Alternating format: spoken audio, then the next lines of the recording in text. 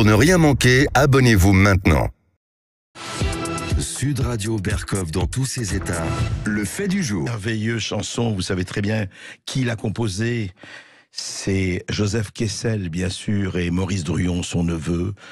Pendant la guerre, pendant l'occupation, ils étaient à Londres et ils ont fait cette chanson immortelle. Et hier, justement, on célébrait une remontée des Champs-Élysées. Écoutez. De Gaulle. Samedi 26 août, une semaine jour pour jour après que le peuple de Paris s'est dressé, après les jours de bataille et d'angoisse, c'est la journée du triomphe et de la certitude.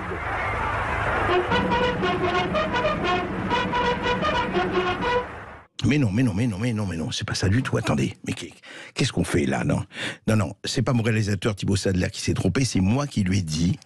Simplement, auditeur de Sud Radio, ceux qui étaient nés, pas nés, ça c'était le 8 août 1944, la libération de Paris.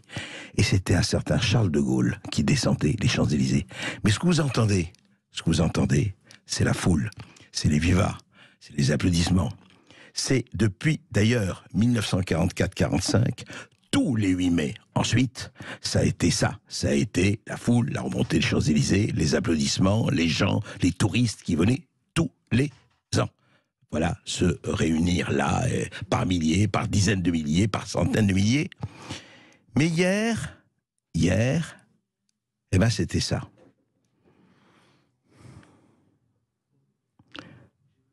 C'était ça.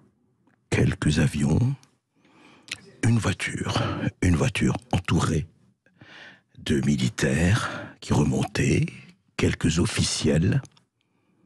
Mais où est le public? Où est le peuple? Pas de public, pas de peuple. Les Champs-Élysées absolument vides.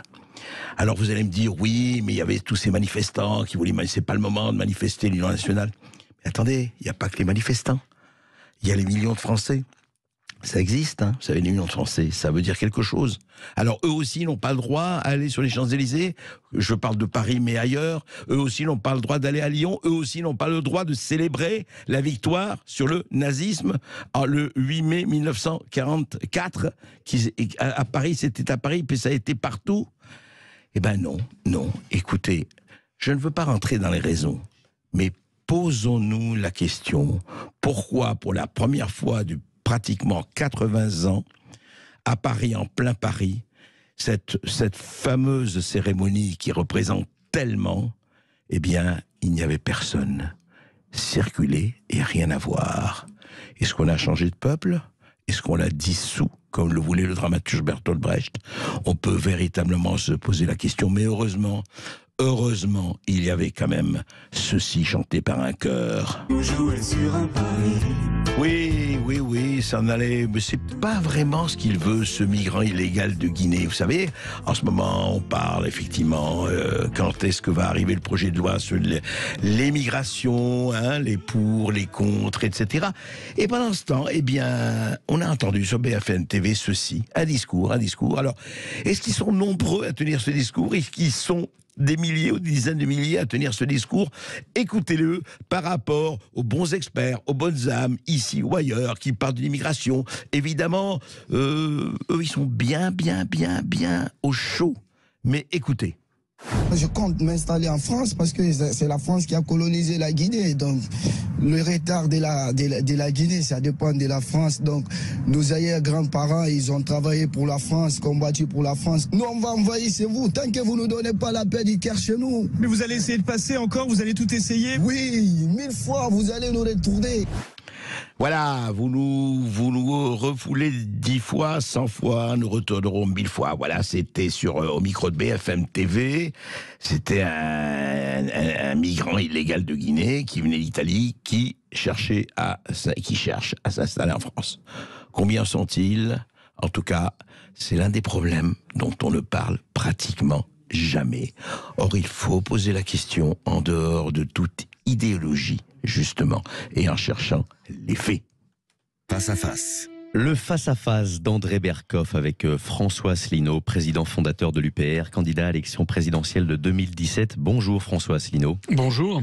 Alors François Asselineau, je suis content parce que à ceux qui me disaient mais comment vous allez recevoir François Asselineau, comme on me dit vous allez recevoir tel ou tel ou tel, ils me disent mais alors oui vous le recevez, mais alors où est la contradiction? J'ai dit mais écoutez, vous allez peut-être comprendre, chères bonnes âmes qui ne savent même pas ce que c'est que la contradiction, parce que sinon vous ne m'auriez pas posé la question.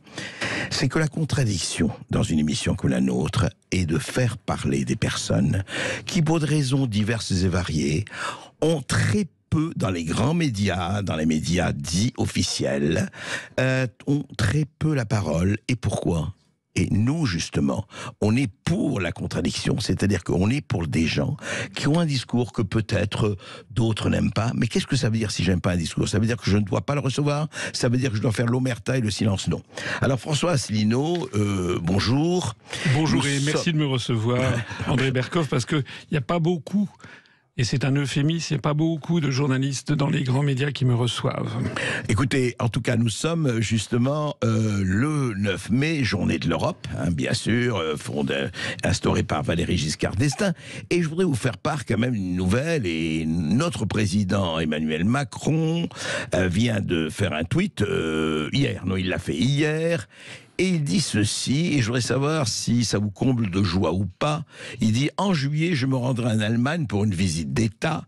Le président fédéral Steinmeier, que je remercie pour son invitation, fait ce grand honneur à la France. C'est l'expression de l'amitié et de la confiance entre nous et entre nos peuples. » Donc, tout va pour le mieux entre l'Allemagne et la France, si je comprends bien ce tweet. Ce qui est terrible, c'est qu'on a l'impression que Macron veut absolument faire croire aux Français qu'il y a toujours ce couple franco-allemand dont j'ai expliqué depuis 16 ans dans des conférences qui n'a jamais vraiment existé, mais il existe moins que jamais. Le président de la République allemande, d'ailleurs je suis persuadé que 98% des auditeurs ignorent son nom, vous l'avez rappelé, Monsieur Steinmeier, on ne sait pas, bon, ce qui prouve la proximité. Bon, le président Steinmeier, il y a quelques mois, il avait été dans une des grandes bases militaires américaines sur le sol allemand, puisqu'il y a des soldats de l'armée américaine sur le sol allemand, et il avait renouvelé de façon la plus officielle qui soit, parce que c'est une autorité morale en Allemagne, le soutien absolu de l'Allemagne aux États-Unis et réciproquement, et que la présence militaire américaine en Europe et de l'OTAN était fondamentale pour la République fédérale d'Allemagne. Donc Monsieur Macron, un jour il nous dit qu'il est pour une autonomie européenne en matière de défense.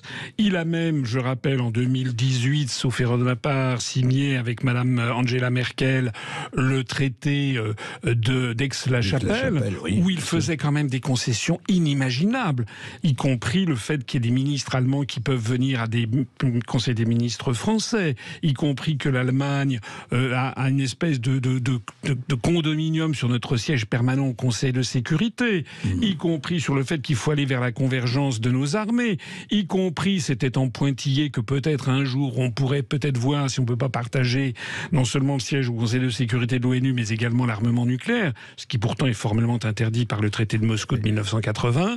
Et donc, il a fait des concessions, et l'Allemagne nous fait des bras d'honneur constamment. Une dernière en date, vous savez qu'il est allé en Chine il y a quelques semaines. Avec Ursula von der Leyen. Qui est une Allemande, ça vous n'avez pas oublié, elle a été même ministre de la Défense. Elle était en tant que présidente de la Commission européenne. Oui, mais elle était ministre de la Défense allemande auparavant. Mais quelques mois avant, c'est Olaf Scholz qui était allé en Allemagne. Et, en Chine, pardon. Et Macron avait dit je pourrais peut-être venir avec vous. Et Olaf Scholz avait dit nein. Il y était allé avec les entreprises allemandes. C'est-à-dire que, vous savez, c'est un peu comme ce qu'on disait jadis de l'URSS, tout ce qui est à moi, et tout ce qui est à vous est négociable. C'est-à-dire que Macron cède tout à l'Allemagne et n'obtient rien en retour. Et juste un mot, on en a parlé, et c'est dit par des observateurs de divers bords, c'est que l'Allemagne a tout fait pour, je ne dirais pas détruire, mais quand même diminuer notre potentiel nucléaire, enfin nos centrales nucléaires, notre énergie nucléaire, ils ont tout fait. Absolument. Oui, au point que, vous savez, il y a Fabien Bougli qui nous avait révélé qu'au sein de la ministère de la Transition énergétique, il y avait un lobby allemand, une cellule lobbyiste allemande, qui est quand même... Alors, il y a quand même une raison à cela, qui est une raison assez cachée, qu'il faut bien comprendre, c'est que la France fait partie de l'euro, et que nous sommes dans une situation financière absolument tragique, mais vraiment dramatique. Je rappelle qu'en 2007, François Fillon avait dit « Je suis à la tête d'un État en situation de faillite ». À l'époque, l'endettement public de la France, c'était en gros 1500 milliards d'euros. Grâce à Macron, on est passé à 3000. Enfin, il n'est pas le seul, Sarkozy et Hollande. Oui. Mais surtout Macron, puisque depuis qu'il est aux affaires, c'est-à-dire quand il a été ministre de l'économie et surtout depuis qu'il est à l'Élysée, on a fait un bond de 2000 à 3000 milliards. Et donc, ce qu'il faut bien comprendre, c'est que les Allemands ont un pistolet sur notre tempe. C'est que tout ceci peut continuer tant que la Banque Centrale Européenne rachète sur le marché secondaire les obligations du Trésor public français. Donc ça, c'est un... Vous voulez dire que si la Banque Centrale Européenne arrête ça... ça veut dire que nous aurons une augmentation phénoménale des taux d'intérêt sur les obligations françaises. Bien sûr. Ça veut donc dire que nous nous sommes mis avec cette monnaie européenne dont personne ne parle. C'est un des grands tabous de la société française, alors même que ça contribue à détruire notre économie. Vous avez vu, le déficit commercial est absolument abyssal. Eh bien, on s'est mis dans la main de l'Allemagne, en définitive. Je rappelle ici que les propos que je tiens, qui vont être considérés comme scandaleux, conspirationnels, je m'en fous, comme vous d'ailleurs. Rappelez-vous qu'en 1978-79, avant les élections européennes de 79, il y a un fameux discours de Jacques Chirac devant les troupes du RPR qui disait justement RPR, ça. D'ailleurs.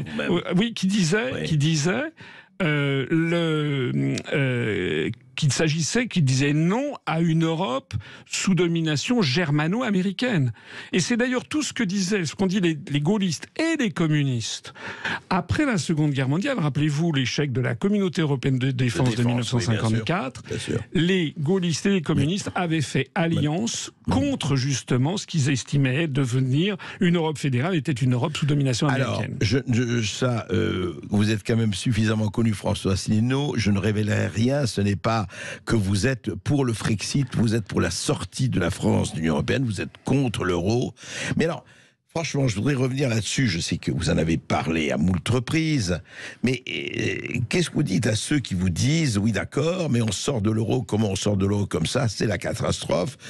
C'est avant le De Gaulle et même Giscard avait la dévaluation du franc. Maintenant, on dévalue quoi? On fait quoi? Comment peut-on sortir seul comme ça de...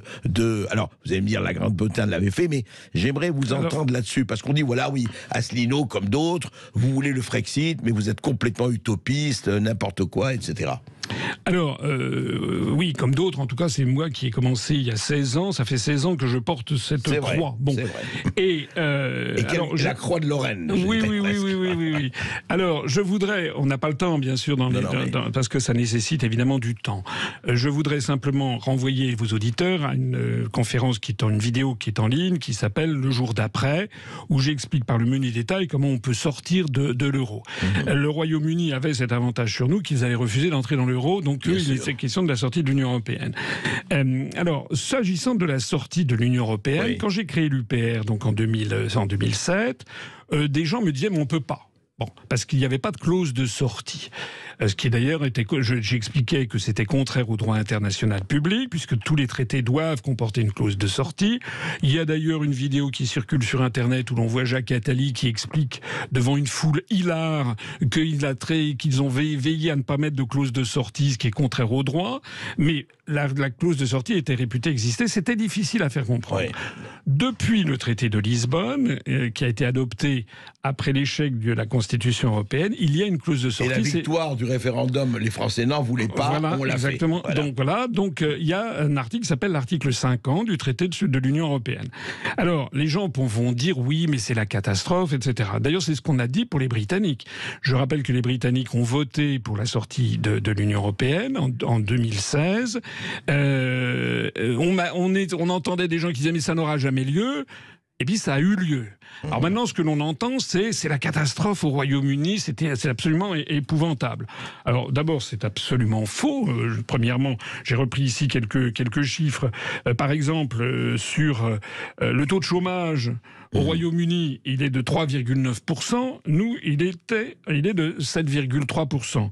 Le déficit commercial au Royaume-Uni, il est de 100 milliards d'euros. Chiffre d'aujourd'hui, ça. Enfin, de quelques mois. D'accord. Alors, je sais que les chiffres actuellement en France sont un peu trafiqués parce que on fait des sorties de Pôle emploi, mais le taux de chômage est à peu près 50 à 100% inférieur, 50% inférieur à celui de la France. Le déficit commercial au Royaume-Uni, 100 milliards d'euros, ce qui est beaucoup en 2022, mais nous, 164 milliards d'euros. En 2022. Le taux de croissance au Royaume-Uni, 4,1% en 2022. En France, 2,6%. Donc, c'est sûr que le Royaume-Uni n'est pas dans une situation formidable, mais la France, c'est pire. Deuxièmement, ce que je voudrais dire, c'est que la sortie de l'Union européenne, ça ne se joue pas sur quelques mois, ni même quelques années. D'ailleurs, quand on oppose aux européistes les piètres résultats de la construction européenne, ils nous disent « mais non, attendez, il faut plus d'Europe. Ça fait 65 ans depuis le traité de Rome, c'est toujours pas assez, il faut attendre encore plus longtemps. Donc si au bout de 65 ans, on ne peut pas porter de jugement sur l'efficacité de la construction européenne, laissons quand même au Brexit quelques années pour voir ce qu'il en est. » Mais fondamentalement, la construction européenne, en tout cas c'est ma conviction, ligote la France dans un conglomérat qui vide de sens notre démocratie. Et donc la question qui se pose, c'est de savoir, est-ce qu'on reste dans un système qui est en train de transformer la France en une démocratie illibérale, comme je le lisais dans le journal Le Temps, le journal suisse, qui est très sévère sur les événements d'hier. Jean-François Bayard, bon très sévère, parce que on voit bien, par exemple, l'affaire des retraites. On va en parler, François Asselineau, parce qu'on va parler justement de la démocratie française. Comment vous la vivez, comment vous la ressentez aujourd'hui et par rapport aux évolutions. Et là, on va revenir aussi à la politique intérieure française après une toute petite pause. À tout de suite. Restez bien avec nous, on se retrouve tout de suite. Et vous avez la parole sur Sud Radio pour interpeller François Asselineau. Vous nous appelez au 0826 300 300. On attend vos appels. 0826 300 300. À tout de suite sur Sud Radio. Ici Sud Radio. Les Français parlent au français. Je n'aime pas la blanquette de veau. Je n'aime pas la blanquette de veau. Sud Radio Berkov dans tous ses états. Et je ne suis pas le seul, François Asselineau l'est aussi depuis longtemps et il n'est pas le seul non plus. Vous aussi, auditeurs résistants de Sud Radio, justement, on essaye de décrypter, de comprendre. Après, vous exprimerez vos accords ou vos désaccords. Mais ce qui est important, quand même, François Asselineau, vous avez parlé, donc, vous dites que quand même l'Europe telle qu'elle existe, après on va pas faire refaire l'histoire, ça nous prendrait des heures, mais l'Europe telle qu'elle existe avec ses règlements, ses lois, etc.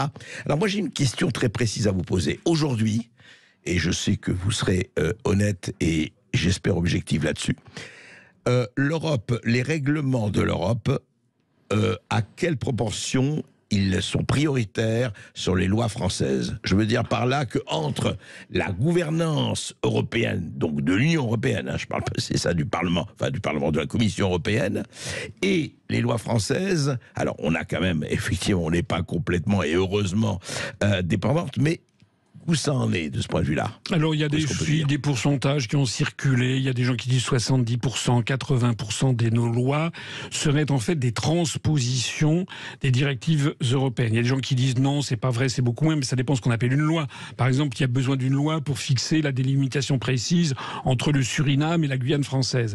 Mais quand on parle des lois importantes, des lois stratégiques, on peut considérer que 90% sont d'origine européenne. Par exemple, cette fameuse réforme des retraites, elle est exigée par la Commission européenne depuis des années dans le cadre du rapport sur les les grandes orientations de politique économique, c'est l'article 121 du traité sur le fonctionnement de l'Union européenne. Et depuis quelques mois, elle est demandée par la Commission européenne en échange notamment de ce fameux plan de relance européen qui est une arnaque sans précédent, où la France, au total, s'endette pour 80 milliards d'euros à donner à la Commission européenne et va recevoir 40 milliards. Donc cette affaire nous coûte 40 milliards. Et les 40 milliards qu'on reçoit, c'est en échange d'un certain nombre de réformes de structure, dont la réforme des retraites. Et ce qui est très important pour les européistes, c'est surtout de ne jamais lâcher le morceau. Vous avez vu M. Thierry Breton qui ment comme un arracheur de dents, qui a dit plusieurs fois en regardant dans les yeux la caméra, l'Europe n'est pour rien dans la réforme des retraites, c'est un mensonge, il y a toutes les déclarations qui sont là pour le montrer. Donc la vérité, c'est que... Et en fait, vous dites l'Europe commande, enfin, Oui, exige la réforme des retraites. Oui. Et ça, c'est quand Celle même... de sur l'âge aussi, en fonction de l'âge, etc. Alors, il y a des modalités nationales. Ouais. Il y a des modalités nationales. C'est pas toujours l'âge précis. Par exemple, on va nous dire qu'il y a des pays d'Europe où l'âge est supérieur, mais la durée de cotisation est inférieure. Nous, on a une durée de cotisation qui est l'une des plus élevées, avec déjà 42 ans, 43 ans. Donc, nous, on va cumuler la durée plus l'âge. Mais ce qu'il faut bien comprendre sur ce sujet des retraites, comme sur le reste, comme sur la diplomatie, comme sur les vaccins, comme sur la santé, comme sur les réductions budgétaires, etc., c'est que tout ceci vient de l'Europe. Et d'ailleurs, il y avait quand même quelqu'un qui s'appelait Michel Barnier qui avait justement parlé d'un grand secret. C'était il y a déjà une vingtaine d'années, où il avait dit le grand secret, c'est que 70 ou 80% de nos lois sont d'origine européenne. C'est-à-dire, en fait, prises par la Commission européenne, qui est peuplée de technocrates non élus, et qui sont... Il y en a 26 sur 27 qui ne sont pas français. Donc c'est la fin de la démocratie. Et les Français, tant qu'ils n'auront pas compris que quand ils votent à droite ou à gauche, au bout du compte, ils ont toujours la même politique, eh bien on va continuer comme ça. Ça, c'est très important aussi à comprendre. Il y a énormément de Français qui voudraient envoyer tout balader, mais ils veulent envoyer tout balader en restant dans le cercle des responsables politiques qu'on leur présente. Madame Le Pen, Monsieur Bardella, Monsieur Zemmour, Monsieur Mélenchon, Monsieur Olivier Faure. Mais tous ces gens-là, ils sont comme Madame Meloni en Italie. Ils veulent rester dans l'Union européenne. Et vous voyez ce qui se passe avec Madame Meloni. En fait, la montagne a accouché d'une souris. Donc les Français, il faut absolument qu'ils comprennent que tant qu'ils n'auront pas fait le choix dans leur tête, qu'ils n'auront pas assimilé que si moi je propose de sortir de l'Union européenne, ça n'est pas par xénophobie, par ringardisme, c'est tout le contraire. C'est au contraire pour rendre aux Français leur démocratie, et qu'il va falloir y passer par là, parce que sinon nous allons vers un désastre national d'une ampleur qu'on n'a même pas idée. Mais François Asselineau, je vous pose la question quand même, est-ce que ce n'est pas un peu, parce que vous avez un peu de rancœur d'être quand même, je dois le dire, marginalisé, je ne dis pas sinon marginal, parce qu'il se fait que si la quasi-totalité des politiques, je veux dire des leaders politiques, de partis qui existent, sont, comme vous dites, européistes. Il y a peut-être des raisons. Est-ce qu'ils se trompent tous? Est-ce qu'ils sont tous dans l'erreur et la dérive? Ce sont des lâches. Parce qu'ils savent, toute porte fermée, ils savent que j'ai raison. J'ai eu des témoignages innombrables. Sauf qu'ils savent que si on dit qu'il faut sortir de l'Union européenne, on est blacklisté de tous les grands médias. C'est la vérité. La vérité, elle est là. Et s'ils savent, et si en plus ils font ce que disait De Gaulle, il faut nommer l'ennemi. Actuellement, qui est le plus grand adversaire de la France? C'est la Russie? C'est le monde arabo-musulman? Non. Qui est-ce qui a détruit Nord Stream? Qui est-ce qui a fait perdre nos contrats de sous-marins en Australie? Qui est-ce qui nous a volé Alstom? Qui est-ce qui nous impose l'idéologie woke, l'idéologie LGBT? Qui est-ce qui peuple notre imaginaire collectif? Qui est-ce qui écoute systématiquement les chefs d'État français, etc.? Je suis désolé, ce sont les États-Unis d'Amérique. Et c'est eux qui actuellement ont une stratégie sur l'affaire ukrainienne qui consiste en fait à démolir les économies européennes pour notamment nous fourguer leur gaz de schiste et ramasser la mise. Et il est là le problème. Vous voulez dire qu'ils sont prêts à se battre jusqu'au dernier Ukrainien? Dans un premier temps et ensuite jusqu'au dernier Européen. Parce que la situation de la France, est-ce que vous vous rendez compte, est-ce que vos auditeurs se réalisent que notre PIB en matière industrielle s'est tombé à 9% du PIB. On est au niveau de la Grèce. C'est ça le résultat fondamental de l'euro. Et est-ce que vos auditeurs... C'est pas seulement, pardon François Asselineau, je comprends. Moi, il y a des choses que j'aime beaucoup aux États-Unis, des choses que j'aime beaucoup moins. Bon, ne jetez pas le bébé avec l'eau du bain, et Dieu sait si l'eau du bain est visqueuse. Mais ça, c'est... Attendez, les États-Unis, pourquoi les hommes politiques européens, pourquoi les leaders, pourquoi les décideurs, pourquoi les élites ne décident pas d'eux-mêmes? Ils sont tous invertébrés, lobotomisés. Regardez, vous avez vu François Fillon? Il est passé, il a eu une audition à l'Assemblée nationale il y a quelques jours, et il a raconté justement... Maintenant, il peut tout dire. Il est à la retraite, etc. C'est uniquement lorsque les gens sont à la retraite qu'ils commencent à passer à table. C'est François Fillon qui a dénoncé ce que faisaient les Américains.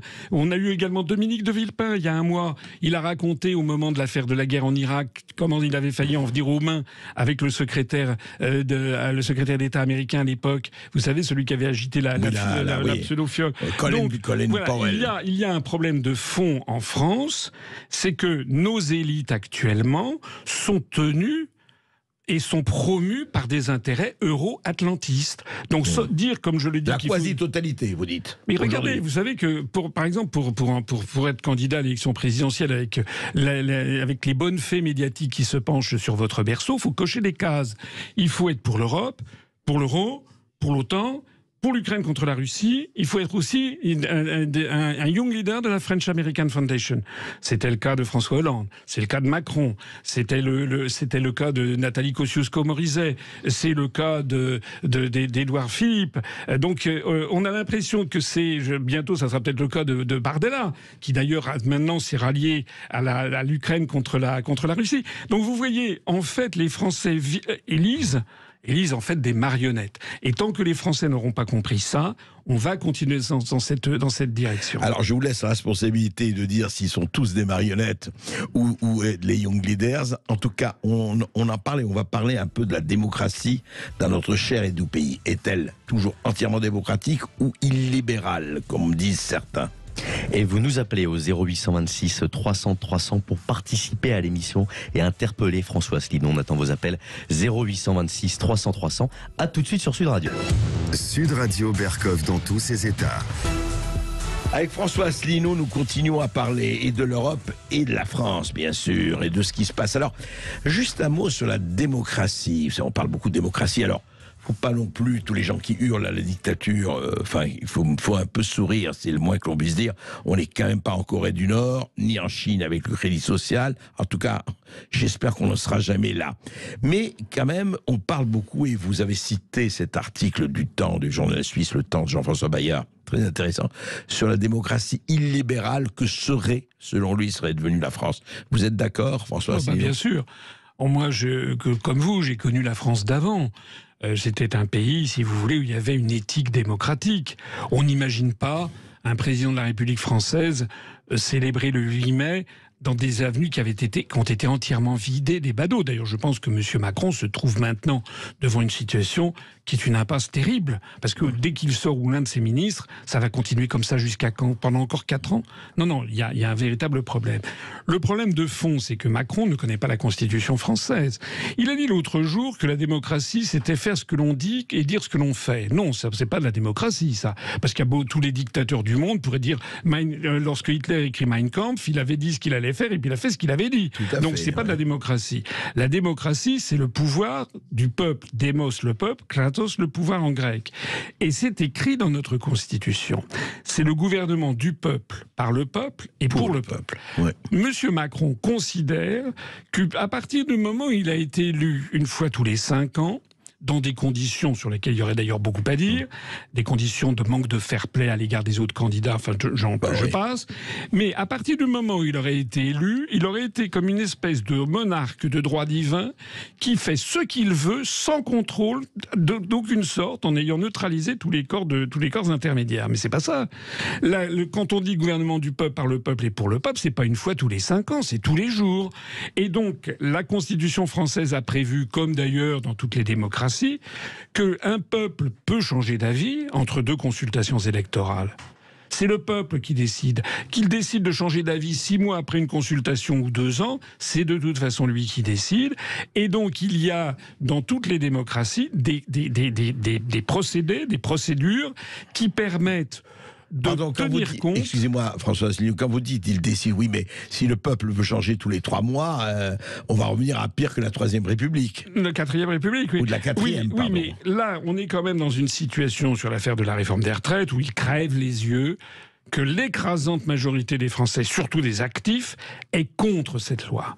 Donc M. Macron n'a pas la légitimité pour imposer quelque chose contre la volonté du peuple français. Sauf que la Constitution lui donne le droit. Non, justement, la Constitution prévoit le référendum et la dissolution. Lorsque De Gaulle s'est trouvé confronté, à partir du 13 mai 1968, à une grève générale, il a mis 17 jours avant de se résoudre à demander au peuple de trancher, puisqu'il y avait un différend entre lui et les manifestations. Donc oui, c'est pour ça que ça existe pour ça, les référendums ou la dissolution.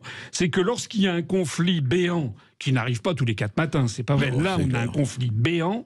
Lorsqu'il y a un conflit béant, le chef de l'État, son devoir, c'est de demander au peuple de trancher. C'est ce qu'a fait De Gaulle le 30 mai, quand il a dissous l'Assemblée nationale, 17 jours après.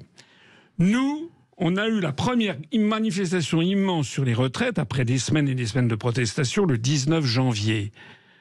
Si Macron s'était comporté comme De Gaulle, 19 janvier plus 17 jours, c'était le 5 février, il aurait dû dissoudre.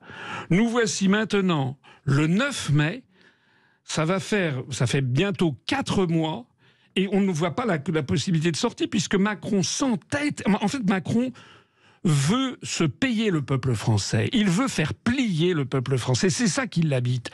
Et maintenant, on n'est plus dans la réforme des retraites. Je crois que maintenant, c'est autre chose. C'est un combat entre le Macron et 80% des Français. Les Français veulent faire mordre la poussière à Macron. Et Macron veut faire mordre la poussière au peuple. Il est là. On est dans un conflit de politique, une crise politique extrêmement J'ai grave. envie de les emmerder. Oui, c'est ça. C'est ça. D'ailleurs, lorsque vous avez un Français là qui a mis Macron nous emmerde, vous avez vu, la maréchaussée a débarqué là-dedans. D'ailleurs, c'est triste parce que j'ai entendu, il a été interviewé sur BFM TV, ce monsieur, et il a dit pourtant j'avais voté Macron parce que je pensais qu'il fallait lui donner sa chance. Et là, je voudrais indiquer ici à tous les auditeurs qui m'écoutent, pourquoi il y a tant de Français qui ont dit on faut donner sa chance à Macron? Parce qu'ils avaient été mis en conditionnement par les grands médias. Pourquoi les grands médias n'ont pas dit qu'il faudrait donner sa chance à Asselineau? Parce que moi, je m'attaque de front aux intérêts financiers de l'oligarchie. Parce qu'au bout du compte, derrière tout ça, il y a quand même ce phénomène qu'en France, on a, vous avez vu, c'est pas moi qui l'ai dit, la France a cette particularité d'avoir moins de 1% de la population mondiale et d'avoir l'homme le plus riche du monde et la femme la plus riche du monde. Tous les économistes savent, c'est Bernard Arnault dans un cas et Madame Bettencourt-Meyers dans l'autre cas, l'héritière de L'Oréal. Donc, tous les économistes savent, ça a été dit, que les ultra-riches sont dans une situation de paradis fiscal en France. Ça ne va plus. Pas seulement en France, mais quand même en France, vous savez. Mais quand même en France. Mais vous n'allez pas réduire l'opposition, enfin, il faut quoi? Ces ultra-riches, ces pelés, ces galeux d'où nous viennent tout le mal? Non, c'est pas ce que je veux dire. Mais ce que je veux dire, c'est qu'il faut rétablir, le peuple français a soif de justice sociale. Et le peuple français... Donc il faut des référendums ou des dissolutions. Bien sûr. Mais vous savez, j'ai vu là une statistique qui est sortie récemment. Si on accepte les référendums sous le nazisme, sous le communisme, etc., en Europe, j'ai vu une statistique qui a montré qu'il y a eu 19 référendums depuis 2 siècles. Il y en a eu 680 en Suisse et 74 en Italie. On n'a pas de culture du référendum et il faut aller vers plus de alors que c'est dans la Constitution, comme vous dites. Alors que c'est dans ça vaut la représentation parlementaire. Mais bien sûr, puisque c'est le peuple qui décide. Ça n'est pas M. Macron. Il n'est pas le roi de France. Il n'est pas monarque absolu. Il doit être le représentant du peuple. C'est ça qu'il est. Mais alors, François Asselineau, avant de donner la parole aux auditeurs et aux résistants de Sud Radio, et ils sont très nombreux, de plus en plus nombreux, et je voulais les en remercier. Comment faire que secouer le fait que s'ils disent oui, mais enfin, on ne peut rien faire. Regardez, la plupart des gens, il y a eu le référendum, etc. La plupart des gens disent oui, on s'est assis sur le référendum en 2005, vous le savez mieux que personne. Et puis voilà, à quoi ça sert de voter, à quoi ça sert tout ça. Ça, c'est pour les abstentionnistes, mais il y en a de plus en plus, on le sait. Et puis pour les autres, ils ne savent pas très bien à quel sein se vouer. Comment faire pour sauver ça? Déjà, il faudrait, alors c'est pas forcément à vos auditeurs, parce que je pense que vous avez, par votre personnalité, le succès de votre émission, vous avez des auditeurs qui sont particulièrement éveillés politiquement. Mais malheureusement, pour vous, ça n'est pas toute la France. Et il y a énormément de Français qui se contentent du prêt à voter qu'on leur donne sur TF1 ou sur BFM. Donc il faut que les Français fassent preuve d'esprit de curiosité, qu'ils aillent, par exemple, sur le site de l'UPR, où j'ai un programme que je présente depuis des années, qui va bien au-delà de la sortie de l'Union européenne. J'ai vu des gens qui disent « Ah mais lui, il a que ça à la tête ». Non, non, non. J'avais le programme le plus détaillé de tous les candidats, sauf qu'on ne le présente pas. Et je voudrais dire encore autre chose, si vous me le permettez, sur la question européenne. C'est que il y a un grand malaise, en fait, sur l'Europe. C'est que vous avez... L'Europe, elle a été construite dans les années 50 sous 2 influences. D'une part, le Vatican, et les partis démocrates chrétiens, Robert Schuman, Alcide de Gasperi en Italie, Adenauer en Allemagne, etc. Et puis d'autre part, les États-Unis d'Amérique. Et tant que l'URSS existait, les deux forces convergeaient vers la même situation. La guerre froide. Depuis l'effondrement de l'URSS, les deux ont divergé, puisque désormais les États-Unis ont pris le pas, imposent d'ailleurs des valeurs comme les valeurs woke, LGBT, qui sont, excusez-moi de le dire, le contraire même des évangiles. Et l'Église catholique, depuis Vatican II, a beaucoup perdu de son poids, de sa valeur. Et on est dans cette situation extraordinaire. Je vous ai apporté un petit cadeau. Dites-moi. Voilà, André Berkoff. Je vais vous le faire. Je le montre à l'antenne. Je ne sais pas si on le voit. Oui, on va le voir. Oui, c'est une neuvaine au serviteur de Dieu Robert Schuman. C'est disponible en ligne par le diocèse de Metz. Et vous y apprenez que pendant 9 jours... La neuvaine, c'est qu'il faut faire 9 jours de prière. Voilà, c'est bien et ça, une prière différente tous les jours, notamment pour cet artisan de la paix. Pour Robert Schuman. Oui, parce qu'en attendant sa canonisation, pour le 9 mai 1950, et il présente la construction européenne comme une œuvre de paix. Lorsque je vois que Thierry Breton essaye d'unifier la fabrication des obus et était en train de nous entraîner avec d'autres dans un conflit avec la première puissance nucléaire mondiale, la Russie, ça me fait grincer les dents. Donc ça, c'est quoi? Ils veulent... En fait, c'est l'Europe catholique qui rend... Et ce débat que je mets sur la table, il est très important parce que, regardez ce qui s'est passé en Hongrie il y a 2-3 jours. On a vu Viktor Orban réunir autour de lui ce que les médias appellent l'extrême droite. On a vu pour la France M. Bardella qui est pour l'Europe, Mme Marion Maréchal qui est pour l'Europe, et qui défendent en fait une Europe chrétienne. C'était le projet de Pie XII de 1950. D'ailleurs, le drapeau européen, c'est un drapeau marial, c'est la Vierge de l'Apocalypse. Et par ailleurs, il y a à l'autre bout de l'échelle les partisans de l'Europe telle qu'elle se bâtit, qui est une Europe qui favorise... Otanienne. Pas seulement, qui favorise aussi les valeurs LGBT, la woke culture, et qui favorise... Alors, on est face à une contradiction insurmontable, en fait, y compris d'ailleurs, ça a été reproché, la Commission européenne qui subventionne des organismes qui sont proches des frères musulmans, etc. On est devant une contradiction insurmontable sur l'objet même du projet. Oui, enfin, et vous me permettrez de conclure pour les historiens que ce qui est extraordinaire dans cette histoire, c'est qu'on retrouve un conflit entre 3 acteurs qu'on a connus tout au long du Moyen-Âge et à l'âge classique. D'une part, les partisans de la papauté, ici le Vatican, d'autre part les partisans du Saint-Empire romain germanique, ici les États-Unis et l'Allemagne, et enfin le roi de France, de Philippe le Bel à Louis XIV, qui, comme disait Philippe le Bel, voulait être empereur en son royaume et qui rejetait et le pape et le Saint-Empire pour avoir une France qui soit souveraine et indépendante. Comme quoi l'histoire continue, demeure, il faut toujours se replonger dans l'histoire. On va recevoir tout de suite les auditeurs de Sud Radio, Lucien. Oui, vous nous appelez au 0826 300 300. On a le plaisir d'accueillir Jamel de Château-Renard. Bonjour Jamel. Bonjour Jamel. Bonjour Monsieur Berkoff, bonjour Monsieur Asselineau, c'est un plaisir immense et un honneur incomparable. Je voudrais vous demander, Monsieur Asselineau, vous aviez évoqué 65 ans de recul sur l'UE et qu'on pouvait effectivement s'interroger sur son efficacité, en tout cas s'interroger sur l'UE. Je pense aussi qu'on a 234 ans de recul sur la démocratie représentative. N'est-il pas aussi l'occasion de s'interroger dessus? Un de ces 2 combats, vous me comprenez, un de ces 2 combats n'englobe-t-il pas l'autre? Est-ce que le problème de l'UE n'est pas vraiment la démocratie représentative qui l'a mis en place?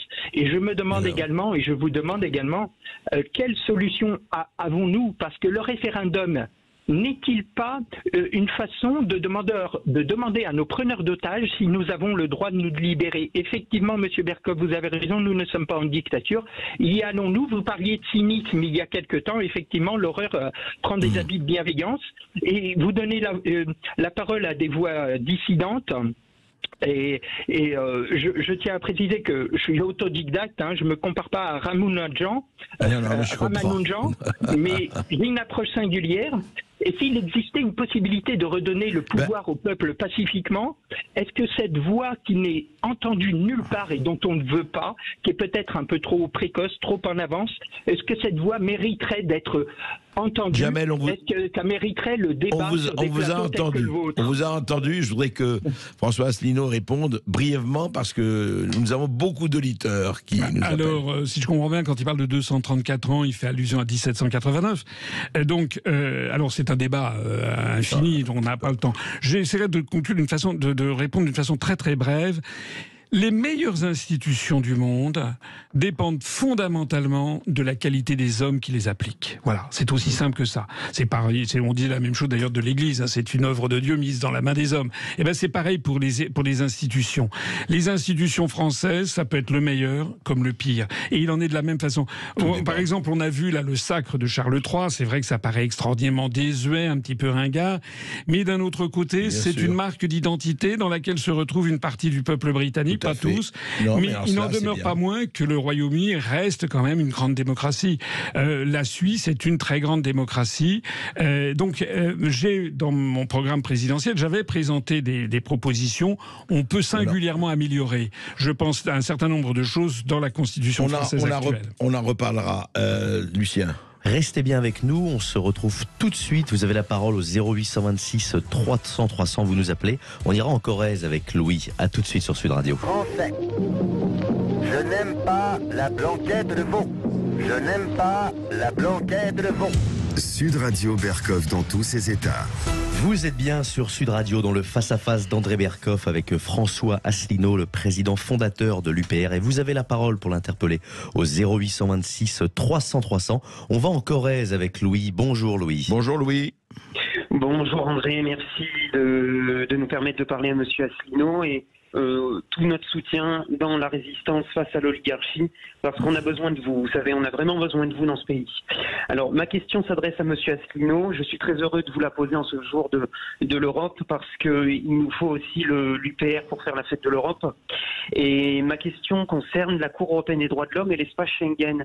Vous parliez du drapeau marial, Monsieur Asselineau, et ce drapeau est exactement le même pour le Conseil de l'Europe que pour l'Union européenne. Alors, est-ce que de facto, il ne faudrait pas dénoncer la Cour européenne, la Convention européenne des droits de l'homme qui a été ratifiée par Alain Power en 1974 sans aucun débat démocratique, alors que Foyer disait en Conseil des ministres au général de ne pas la ratifier eu égard au relèvement de souveraineté qui en découlait. Et ne faudrait-il pas aussi sortir de l'espace Schengen, étant donné que le Schengen a été intégré au traité européen. D'accord. Voilà. Alors, Louis, merci. Alors merci. Alors déjà, je félicite cet auditeur d'abord pour les propos aimables qu'il a tenus, mais aussi il est le témoignage de ce que de plus en plus de Français, je le vois sur le terrain, commence à bien comprendre des mécanismes assez compliqués, mais qui sont les mécanismes de notre asservissement. Hein. Parce que je l'ai dit depuis 16 ans, le plus grand génie de la construction européenne, c'est que c'est compliqué et emmerdant. Alors, et donc les gens ne veulent pas s'y intéresser. Allons-y. Alors, il pose deux questions très intéressantes. La première, c'est que la Cour européenne des droits de l'homme n'a aucun rapport avec les traités européens. Ça, c'est le premier point. Deuxièmement, effectivement, ils ont quasiment le même drapeau. Troisièmement, dans mon programme politique, j'avais proposé justement la dénonciation de toute une série de clauses de la Cour européenne des droits de l'homme, qui d'ailleurs, et c'est un secret de polichinelle, puisqu'il y a eu un rapport, ça a même été repris par le journal Le Figaro, est infiltré désormais par des proches de George Soros et de l'Open Society. On l'a dit, on a eu un rapport dessus. Donc il y a maintenant la Cour européenne des droits de l'homme, et je pense qu'il a à l'esprit effectivement des positions qui ont été prises, qui ont des positions très politiques, sur notamment les questions migratoires. Le deuxième point, c'est sur l'affaire de Schengen. Oui, je suis d'accord avec lui.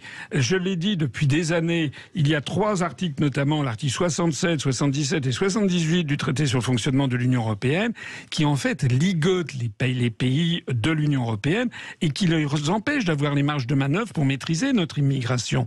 Moi, je ne suis pas anti-immigré, mais je comprends qu'il y a en France maintenant un mouvement très majoritaire de gens qui disent ça suffit, il y en a trop, maintenant c'est notre identité nationale. Et ça, on est des démocrates, c'est le peuple qui a raison, donc il faut appliquer ce qu'a le peuple. Et ce que je regrette, c'est que il y a des enfumeurs professionnels, excusez-moi de faire un petit peu de politique, mais je vise notamment M. Zemmour, notamment Mme Le Pen ou M. Bardella, qui prétendent lutter contre l'immigration clandestine, qui se frite. Monsieur Darmanin, c'est pareil, il se frite avec Madame Meloni en Italie en disant vous savez pas gérer vos problèmes migratoires.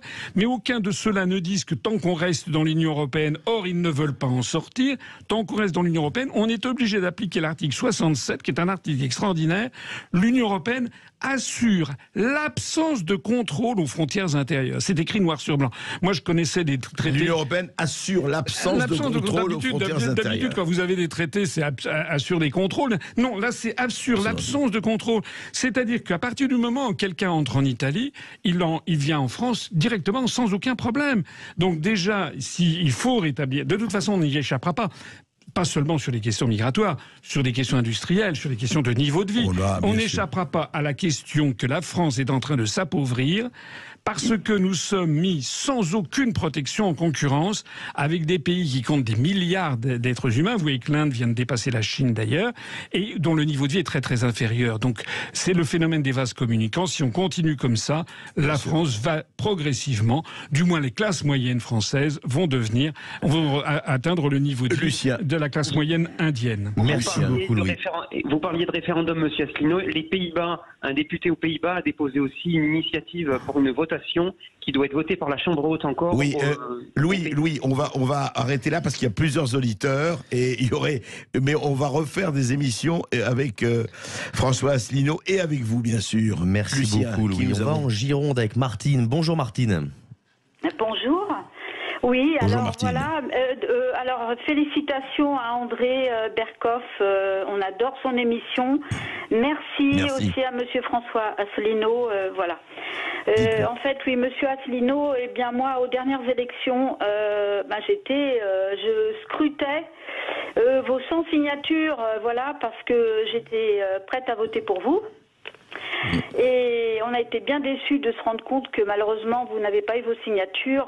Et ce que je voulais vous demander, parce que en fait, moi je ne suis pas une personne qui est souvent fait la grève ou manifesté pendant ma vie professionnelle.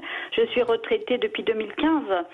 Mais à partir du moment où le Covid est arrivé, les confinements, etc., je me suis rendu compte qu'il y avait manipulation, grave manipulation. Et n'ayant jamais étudié la géopolitique, eh bien, je me suis mise à regarder un petit peu partout, à m'informer, etc. J'ai découvert tout ce qui se passe.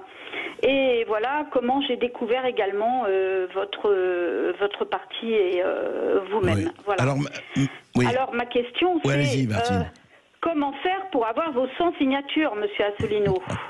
Alors, merci madame. Au moins dans 4 ans. Merci madame pour votre soutien. Alors déjà, c'est pas 100 malheureusement, c'est 500. Deuxièmement, j'avais réussi à les avoir en 2017. Là, en 2022, il s'est passé toute une série de traquenards dont j'ai été victime, y compris des gens qui sont intervenus, je vais pas citer des noms, je ne veux pas entretenir une polémique, mais demandant, y compris dans les milieux souverainistes, j'entends, pour que je n'ai pas mes parrainages. La concurrence, concurrence. Bien sûr. Et puis aussi, n'oublions pas le rôle incroyable joué par Bayrou.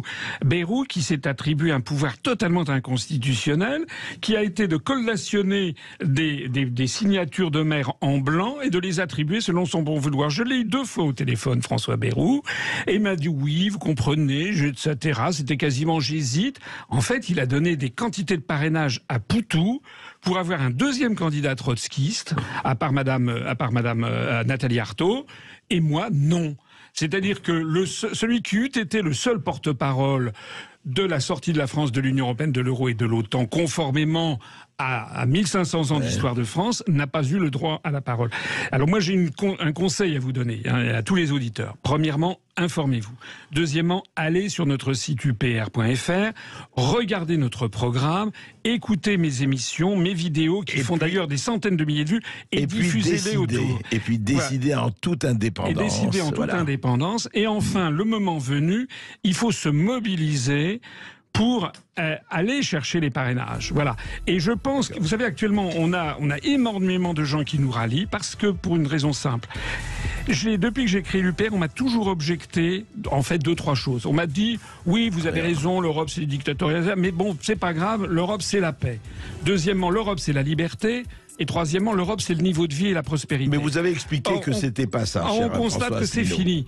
L'Europe, c'est la guerre, l'Europe, c'est la dictature, et l'Europe, c'est l'appauvrissement. En tout cas, vous vous êtes exprimé ici, et vous vous exprimez encore. En tout cas, si Monsieur Zemmour, Madame Le Pen, Monsieur Bardella et autres veulent répondre, quelle est leur conception de l'Europe, ils sont évidemment les bienvenus.